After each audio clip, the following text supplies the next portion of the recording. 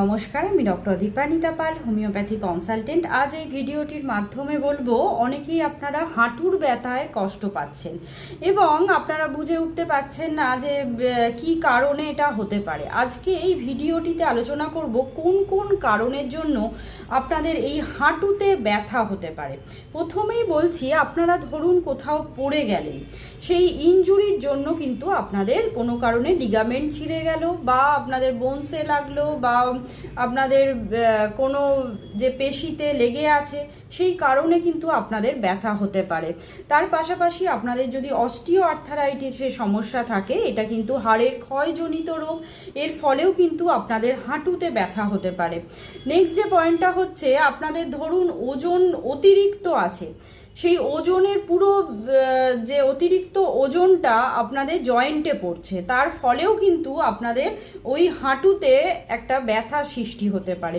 তার পাশাপাশি যাদের গাউটের সমস্যা আছে, মানে ইউরিক অ্যাসিডের কারণে ইউরিক অ্যাসিড ক্রিস্টালগুলো কি হয়, আমাদের প্রত্যেকটা জয়েন্টে জমা হতে শুরু করে এবং সেই জয়েন্টটা ফুলে যায়, লাল হয়ে যায় এবং খুব ব্যথা হয়।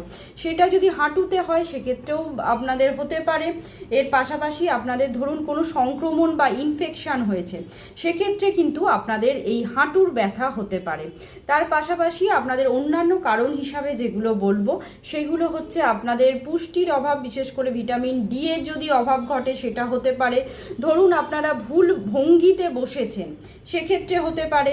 আবার দেখা যাচ্ছে পেশি দুর্বলতার কারণে কিন্তু আপনাদের হাঁটুতে একটা ব্যথা সৃষ্টি হতে পারে। তাই এতগুলো কারণের জন্য আপনাদের ব্যথা হতে পারে। তার পাশাপাশি টেন্ডনে যদি কোনো প্রদাহ হয়, যেটাকে আমরা বলি টেন্ডিনাইটিস, তার ফলেও কিন্তু আপনাদের হাঁটুতে ব্যথা হতে পারে। এই সমস্ত কারণগুলো কিন্তু এর পিছনে লুকিয়ে আছে। আপনারা অবশ্যই, যদি হাঁটু অতিরিক্ত ফুলে যায়, লাল হয়ে যায়, খুব ব্যথা হয়, চলাফেরায় খুব অসুবিধা হচ্ছে, অবশ্যই একজন ডাক্তারের পরামর্শ নেবেন।